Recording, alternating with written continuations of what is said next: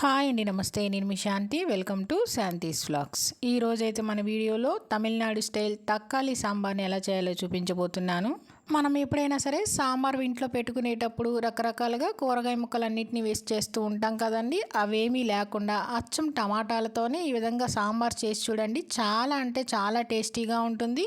ఇడ్లీ, అన్ని రకాల టిఫిన్స్లోకైనా అన్నంలోకైనా ఈ తక్కాలి సాంబార్ చాలా టేస్టీగా ఉంటుందండి. మరి ఇంకెందుకన్నా ఆలస్యం, లేట్ చేయకుండా మనం తమిళనాడు స్టైల్లో తక్కాలి సాంబార్ ఎలా చేయాలో చూద్దామా? వీడియోలోకి వెళ్లే ముందుగా నా ఛానల్ని సబ్స్క్రైబ్ చేయని వాళ్ళు ఉంటే సబ్స్క్రైబ్ చేయడం మర్చిపోకండి. తక్కాలి సాంబార్ కోసం మనం ముందుగా పప్పును ఉడికించుకుందామండి. పప్పు కోసం ఒక కుక్కర్ తీసుకొని అందులోకి నేను ఈ గ్లాస్తో 1.5 గ్లాసుల కందిపప్పు వేసుకున్నాను. ఇలా కందిపప్పు వేసేసుకున్నాక ఈ కందిపప్పుని 2-3 సార్లు శుభ్రంగా ఇలా కడిగేసేసుకోవాలి. కందిపప్పుని శుభ్రంగా కడిగేసేసుకున్నాక ఇప్పుడు ఇందులో ఒక 1/2 ఇంచ్ అల్లం ముక్కని ఇలా చిన్న చిన్న ముక్కలుగా కట్ చేసేసుకొని వేసుకోవాలి. అలానే ఇందులోనే 4-5 వెల్లుల్లి రెబ్బలను కూడా వేసేసుకోవాలి.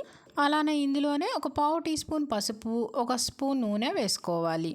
నూనె కూడా వేసేసుకున్నాక ఇప్పుడు కందిపప్పు మునిగేంత వరకు నీళ్లు పోసేసుకొని కుక్కర్ మీద మూత పెట్టేసేసుకొని విజిల్ పెట్టేసేసుకొని స్టవ్ ఆన్ చేసి స్టవ్ మీద పెట్టి 2 విజిల్స్ వచ్చేంత వరకు ఉడికించుకోవాలి. 2 విజిల్స్ వచ్చాక స్టవ్ ఆఫ్ చేసేసుకొని పక్కన పెట్టుకొని చల్లారనివ్వాలి. ఇప్పుడు మరొక పక్క స్టవ్ ఆన్ చేసుకొని ప్యాన్ పెట్టుకొని ప్యాన్లో 2 టేబుల్ స్పూన్ల ఆయిల్ వేసుకోవాలి. ఆయిల్ వేసుకున్నాక 1/2 టీ స్పూన్ ఆవాలు, 1/2 టీ స్పూన్ జీలకర్ర, అలానే 1/2 టీ స్పూన్ మినపప్పు వేసుకొని ఒక ఎండుమిర్చిని ఇలా ముక్కలుగా కట్ చేసేసుకొని వేసుకొని ఈ తాలింపునంతటిని వేయించుకోవాలి. ఈ తాలింపులో శనగపప్పు వేయనవసరం లేదండి. తాలింపు అంతా ఇలా వేగిన తర్వాత ఇప్పుడు ఇందులో ఒక 5 పెద్ద సైజు టమాటాలని బాగా చిన్న చిన్న ముక్కలుగా కట్ చేసేసుకొని ఆ టమాటా ముక్కలన్నిటినీ ఈ తాలింపులో వేసేసుకోవాలి. టమాటా ముక్కలన్నీ వేసేసుకొని ఇప్పుడు ఈ టమాటా ముక్కల్ని ఈ తాలింపులో కలిసేలాగా ఇలా 1 నిమిషం పాటు వేయించుకోవాలండి. ఇలా 1 నిమిషం పాటు వేయించేసేసుకున్నాక ఇప్పుడు ఇందులో ఒక 1/2 టీ స్పూన్ పసుపు వేసేసుకోవాలి. అలానే ఒక 1/2 టీ స్పూన్ ఉప్పు కూడా వేసేసుకొని ఉప్పు, పసుపు అంతా కలిసేలాగా ఈ టమాటా ముక్కలన్నింటినీ కలుపుకోవాలి. ఇలా మనం ముందే కొద్దిగా పసుపు, ఉప్పు వేయటం వల్ల టమాటాలు అనేవి రంగు మారవు, అలానే తొందరగా మెత్తగా ఉడికిపోతాయండి. టమాటా ముక్కలని ఇలా కలిపేసేసుకున్నాక ఇప్పుడు దీని మీద మూత పెట్టేసేసుకొని ఈ టమాటా ముక్కలు మెత్తబడేంత వరకు ఒక 2 నిమిషాల పాటు ఉడికించుకోవాలి. 2 నిమిషాల తర్వాత మూత తీసుకొని ఒకసారి టమాటా ముక్కలన్నీ కలిపేసేసుకుంటే మనకి టమాటా ముక్కలు కూడా కొంచెం మెత్తగా ఉడికిపోతాయండి. ఇలా ఉడికిన తర్వాత ఇప్పుడు ఇందులో ఒక ములక్కాడ తీసుకొని ఈ ములక్కాడని ఇలా ముక్కలుగా కట్ చేసేసుకొని ఈ టమాటా ముక్కల్లోకి వేసేసుకోవాలి. ములక్కాడ అనేది మీ ఆప్షనల్ అండి, ఉంటే వేసుకోవచ్చు, లేదంటే స్కిప్ చేసేసుకోవచ్చు. నా దగ్గర ములక్కాడ ఉందని వేసేసుకుంటున్నాను. ములక్కాడ ముక్కలు వేసేసుకున్నాక ములక్కాడ టమాటా ముక్కలు ఒకసారి ఈ విధంగా కలిపేసేసుకొని మళ్ళీ మూత పెట్టేసేసుకుని ములక్కాడ ముక్కలు ఉడికేంత వరకు ఉడికించుకోవాలి. 2 నిమిషాల తర్వాత మళ్ళీ ఒకసారి మూత తీసేసుకొని ములక్కాడ టమాటా ముక్కలు కలుపుకోవాలండి. చూడండి, ఆయిల్ అంతా సపరేట్ అయిపోయి మనకి టమాటా ముక్కలు, ములక్కాడ ముక్కలు బాగా మెత్తగా ఉడికిపోయినాయి. టమాటా, ములక్కాడ ముక్కలు ఇలా మెత్తగా ఉడికిన తర్వాత ఇప్పుడు ఇందులో మనం ఉడికించి పక్కన పెట్టుకున్న కందిపప్పుని మొత్తం వేసేసుకోవాలి. అలానే ఇదే కుక్కర్లో ఒక గ్లాస్ నీళ్లు పోసుకొని ఆ నీళ్లను కూడా ఇందులో వేసేసుకోవాలి. నీళ్లు కూడా పోసేసుకున్నాక ఇప్పుడు టమాటా ముక్కలు, మునక్కాడ, కందిపప్పు ఈ 3 బాగా కలిసేలాగా ఇలా గరిటతో బాగా కలుపుకోవాలి. మంటని లో టు మీడియం ఫ్లేమ్లో పెట్టేసేసుకొని ఈ ప్రాసెస్ అంతా చేసుకోవాలండి. ఇలా అంతా కలిపేసేసుకున్నాక ఇప్పుడు ఇందులో కొద్దిగా చింతపండు నానబెట్టుకుని ఆ చింతపండు రసం తీసుకొని ఆ రసం మొత్తం ఇందులో వేసేసుకోవాలి. నేను వేసుకున్న చింతపండు క్వాంటిటీ వచ్చేసరికి చిన్న నిమ్మకాయ సైజు ఉంటుందండి. ఇదైతే కరెక్ట్గా సరిపోతుంది. మీరు కనుక కొంచెం పులుపు అనేది ఎక్కువ తినేవాళ్ళు మరి కొంచెం ఎక్కువ నానబెట్టుకొని ఆ చింతపండు రసం వేసుకోండి. ఎందుకంటే మనం ఇందులో టమాటాలు వేసుకున్నాం కదండి, ఆ టమాటాలు పుల్లగా ఉంటాయి కాబట్టి ఇదైతే కరెక్ట్గా సరిపోతుంది. ఇలా అంతా కలిపేసేసుకొని ఈ సాంబార్ని బాగా మరగనివ్వాలి. ఇప్పుడు మరొక పక్క స్టవ్ ఆన్ చేసుకొని ప్యాన్ పెట్టుకొని ప్యాన్లో 1.5 టేబుల్ స్పూన్ల ఆయిల్ వేసుకోవాలి.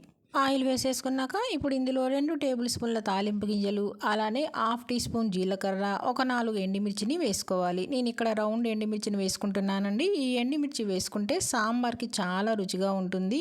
ఇప్పుడు ఈ తాలింపునంతటిని వేయించుకోవాలి. తాలింపు అంతా ఇలా కొద్దిగా వేగిన తర్వాత ఇప్పుడు ఇందులో ఒక పెద్ద సైజు ఉల్లిపాయని తీసుకొని మీడియం సైజ్ ముక్కలుగా, చూడండి ఇక్కడ నేను చూపిస్తున్నాను, ఇలా మీడియం సైజ్ ముక్కలుగా కట్ చేసేసుకొని ఆ ఉల్లిపాయ ముక్కల్ని కూడా వేసుకొని ఈ ఉల్లిపాయ ముక్కల్ని వేయించుకోవాలి. ఈ ఉల్లిపాయ ముక్కలు మరీ ఎక్కువగా ఎర్రగా వేగనవసరం లేదండి, లైట్గా వేగితే సరిపోతుంది. ఉల్లిపాయ ముక్కలు కొద్దిగా ఇలా వేయించుకున్న తర్వాత ఇప్పుడు ఇందులో 1/2 టీ స్పూన్ ఇంగువ వేసుకోవాలి. అలానే ఒక 4 వెల్లుల్లి రెబ్బలు కూడా వేసేసుకొని ఒకసారి ఇంగువ అంతా కలిసేలాగా కలుపుకోవాలి.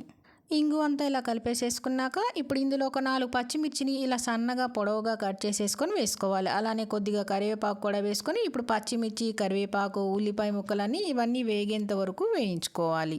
ఉల్లిపాయ ముక్కలని ఈ విధంగా లైట్గా వేయించుకున్న తర్వాత స్టవ్ ఆఫ్ చేసేసుకొని ఇప్పుడు ఈ తాలింపునంతటిని మరొక పక్క ఉడుకుతున్న తక్కాలి సాంబార్లోకి ఈ తాలింపునంతటిని వేసేసుకోవాలి. తాలింపంతా వేసేసుకున్నాక ఇప్పుడు ఈ తాలింపంతా తక్కాలి సాంబార్లో కలిసేలాగా కలిపేసేసుకోవాలి. సాంబార్ అంతా ఇలా కలిపేసేసుకొని ఇప్పుడు ఇందులో రుచికి సరిపడినంత ఉప్పు, అలానే 1 spoon Kashmiri red chilli powder వేసుకోవాలి. మీ దగ్గర ఇది ఉంటే వేసుకోండి, లేదంటే మామూలు కారమైనా వేసేసుకోవచ్చు. అలానే ఇందులో 1.5 స్పూన్ల సాంబార్ పౌడర్ వేసుకోవాలి. సాంబార్ పౌడర్ కూడా వేసేసుకున్నాక ఇప్పుడు సాంబార్ పౌడర్, ఉప్పు, కారం అంతా కూడా కలిసేలాగా కలుపుకోవాలి.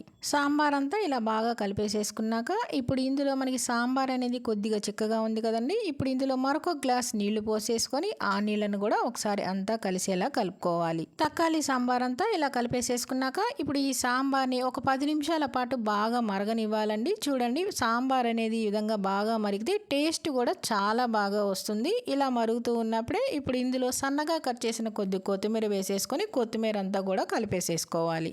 కొత్తిమీర కూడా కలిపేసేసుకున్నాక ఇప్పుడు ఒక్కసారి టేస్ట్ చూసి ఉప్పు, కారం ఏమైనా తగ్గితే ఈ టైంలో కొంచెం కలుపుకోండి. నాకైతే అన్నీ కరెక్ట్గా సరిపోయినాయండి. చాలా అంటే చాలా టేస్టీగా ఉంది ఈ తక్కాలి సాంబార్. మరొక 2 నిమిషాల పాటు ఈ సాంబార్ని బాగా మరగనిచ్చి స్టవ్ ఆఫ్ చేసేసుకోవటమేనండి. చాలా అంటే చాలా టేస్టీగా ఉంటుంది. మన ఇంట్లో ఎప్పుడైనా సరే కూరగాయ ముక్కలు ఏమీ లేనప్పుడు ఇలా ఒక టమాటాలతోనే మనం మంచి టేస్టీ అయిన సాంబార్ రెడీ చేసేసుకోవచ్చు. మరి ఇంకెందుకంటే ఆలస్యం, తమిళనాడు స్టైల్లో ఈ తక్కాలి సాంబార్ని మీరు కూడా తప్పకుండా ట్రై చేయండి. ట్రై చేసి మీకు ఎలా వచ్చిందో కింద కామెంట్ రూపంలో తెలియజేయడం మర్చిపోకండి. అలానే ఈ తమిళనాడు స్టైల్ తక్కాలి సాంబార్ వీడియో మీకు నచ్చిందా అండి? నచ్చితే కనుక లైక్ చేయండి, మీ ఫ్రెండ్స్కి, రిలేటివ్స్కి షేర్ చేయండి, సబ్స్క్రైబ్ చేయండి. మరిన్ని అప్డేట్ కోసం కిందన్న బెల్ ఐకాన్ని క్లిక్ చేయండి.